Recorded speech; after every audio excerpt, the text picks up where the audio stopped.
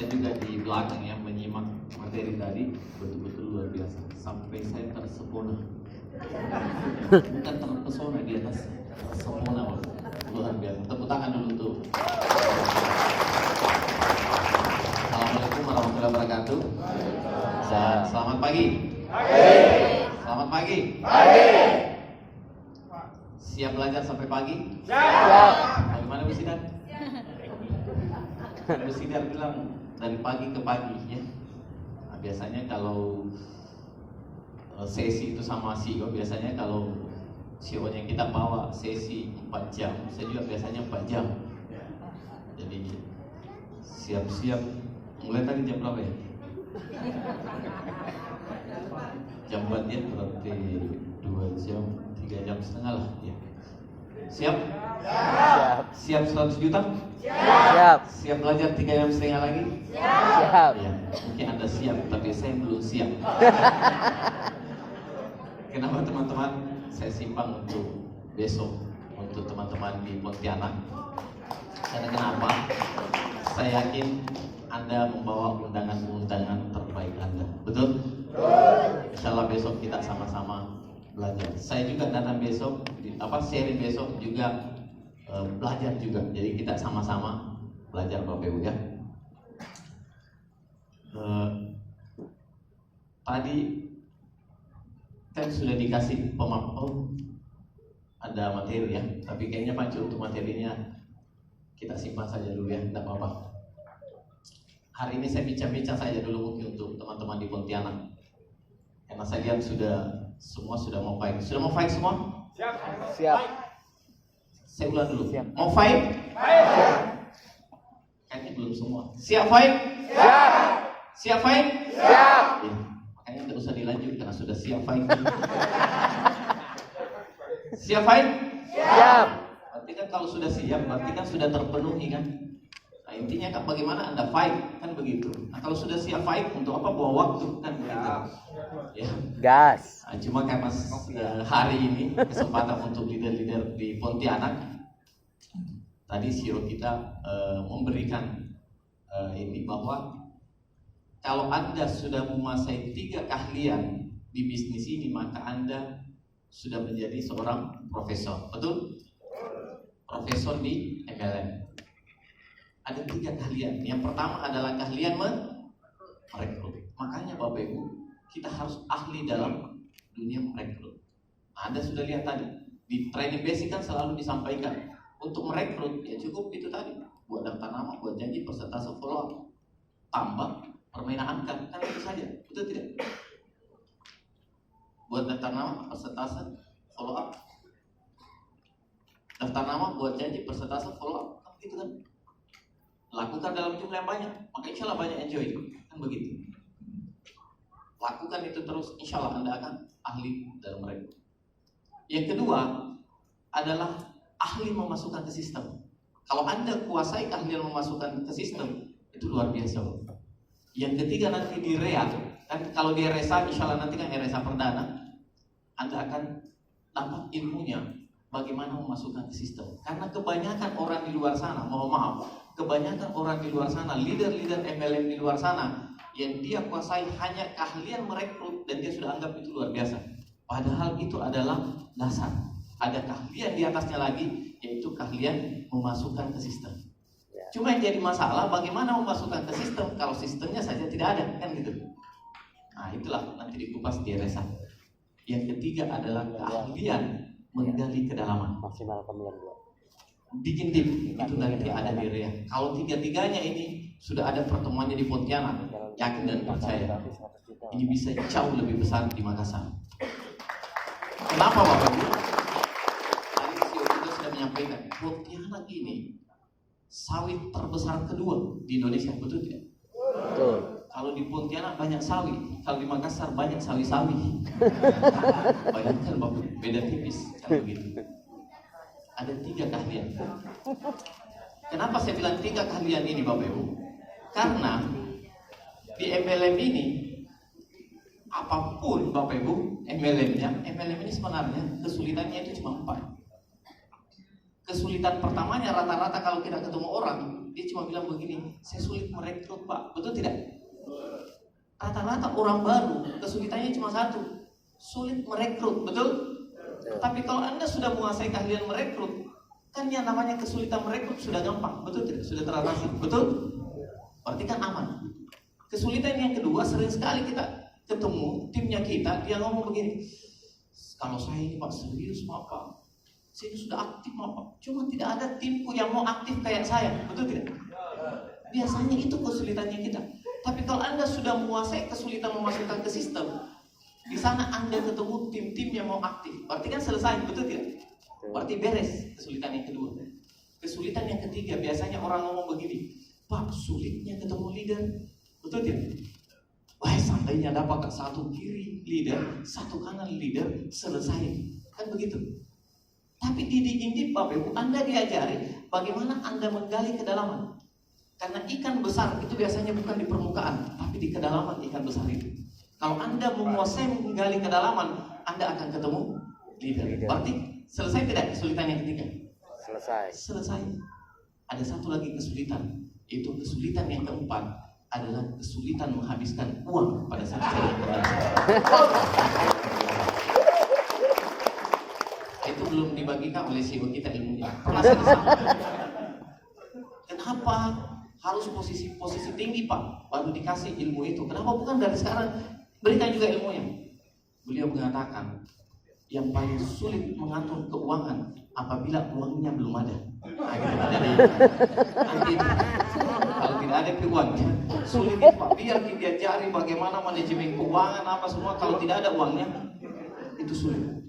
Makanya saya pernah desak beliau, ajari memang sekarang dan nanti ada masanya. Ternyata begitu tiba masanya, saya juga diajari bagaimana memanage keuangan. Apa yang saya lakukan Bapak Ibu, hari ini saya bisa seperti ini, satu saja, karena saya hanya manut saja. Apapun konsultasi, terkadang bahkan kalau saya konsultasi, terkadang yang dianjurkan, terkadang juga perasaan ini kayaknya bertentangan dengan kata hati saya. Cuma kecibel saja, siap lakukan. Tapi alhamdulillah apa yang terjadi sangat-sangat luar biasa.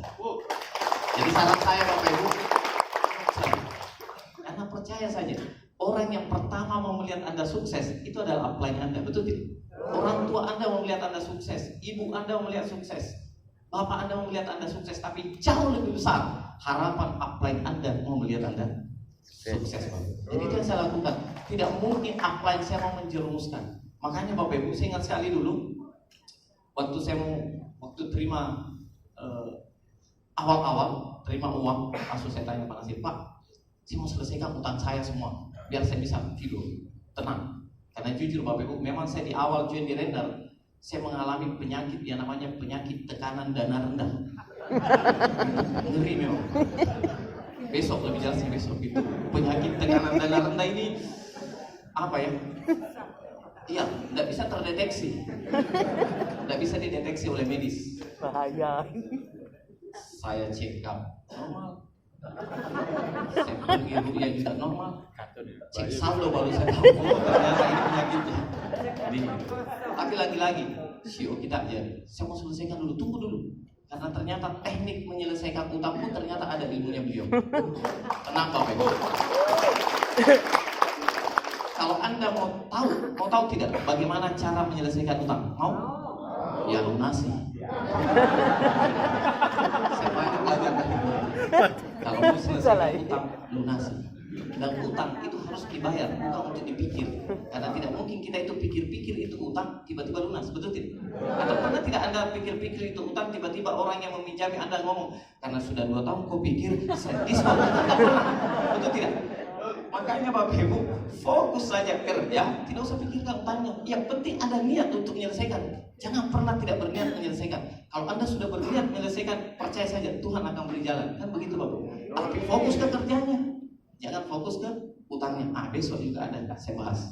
Jadi pokoknya maksimal, kami mau undangan tak besok. Kalau ada tim yang ada utangnya besok, bawa saja besok. Karena kenapa Bapak Ibu? Saya sudah saksi sejarah. Pokoknya Bapak Ibu, saya ingat sekali dulu, kita bilang jangan dulu menyelesaikan utang itu persis sama dengan anak kecil. Biasanya utang itu semakin kecil semakin rewel. Yang rewel dulu diselesaikan. Dan betul Bapak Ibu. Karena kalau utang kecil Bapak Ibu, yang biasanya yang pusing kita. Tapi kalau utang besar, yang pusing kita sama yang kasih utang. Jadi memang ada teknik-tekniknya begitu. Dan saya Bapak Ibu hanya manut saja, ikut saja, dan alhamdulillah selesai betul utangnya. Dan begitu selesai utang Bapak Ibu, luar biasa. Kalau itu penyakit tekanan darah rendah, langsung lewat itu. Jadi saya biasa ketemu orang, kalau dia datang ke saya cerita tentang utang dalam hati, saya juga dulu begitu. Tapi dulu waktu saya banyak utang, saya tidak bercerita Bapak Ibu, takut cerita. Karena kalau dicerita semua menghindar, kan begitu. Begitu ditelepon dikira mau mengutang, kan gitu. Ya saya tidak cerita. Sekarang lah setelah lunas, baru saya berani cerita. Bahwa saya juga dulu banyak utang, kan begitu. Bayangkan dulu, saya sementara persentase betul. Pak Nasir itu saksi. Sementara persentase tiba-tiba penagih ada di luar. Itu luar biasa. Itu traumanya luar biasa. Bayangkan biasa cicak bunyi dikira penagih.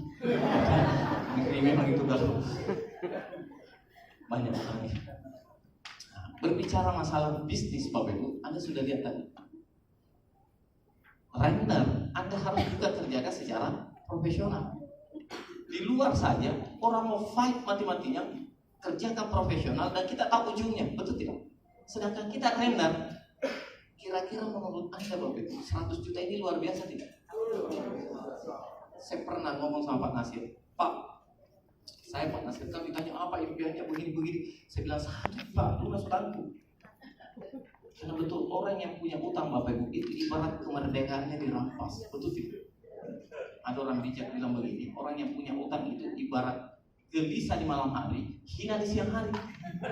Iya, karena kalau malam Bapak Ibu, saya betul-betul gelisah. Jadi betul yang dikatakan orang itu, ada dua yang membuat hati kita, jantung kita berdetak kencang, yaitu jatuh cinta dan jatuh tempo. Kalau jatuh cinta itu memang tak hidup, tapi kalau jatuh tempo tak. Saya sudah alami gitu. Dan ternyata solusinya di render Bapak Ibu. Tepuk tangan dulu untuk render. Dan itu Bapak Ibu, belum ada RB.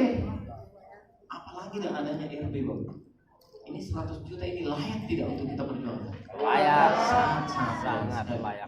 Makanya Robert Kiyosaki bilang begini, kalau Anda mau membangun yang namanya jenjang karir, tangga karir di sebuah pekerjaan, jangan dulu masalah tangganya dulu yang Anda perhatikan, tapi yang Anda harus perhatikan dulu di mana sandar tangganya dulu.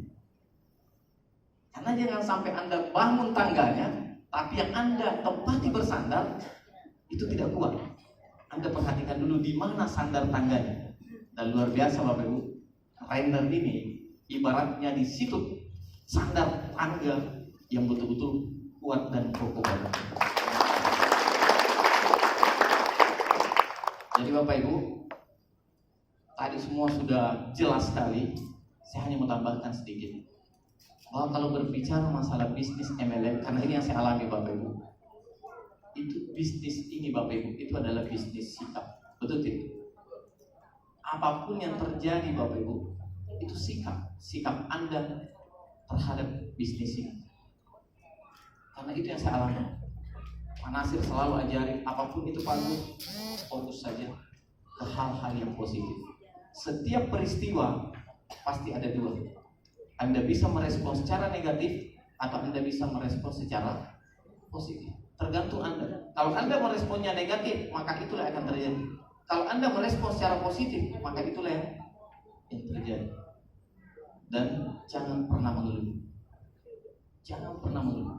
Dan Anda bisa tanya Pak Nasir, saya tidak pernah mengeluh. Sekalipun saya tidak pernah mengeluh. Kalau mau mengeluh, mengeluhnya sama Tuhan, bukan sama manusia. Karena manusia itu bukan tempat keluhan. Dan orang bijak bilang mengatakan, yang namanya kegelapan, bayang-bayang pun akan hilang pada saat terjadi yang namanya kegelapan. Betul tidak? Kalau gelap itu Bapak Ibu, bayang-bayang tak saja hilang. Betul tidak? Percaya saja, saudara saja, keluarga saja akan hilang kalau kita gelap. Betul tidak? Saya sudah alami Bapak. Saya sudah alami itu. Tapi begitu terang, wah ternyata banyak juga. Gunakan ternyata itu. Ternyata begini. Tapi kalau tidak ada apa-apa Bapak Ibu, tidak bisa. Makanya jalan satunya adalah fight. Makanya perbaiki sikap Anda. Saya tidak bahas secara detail tentang sikap. Kesimpulan dari sikap adalah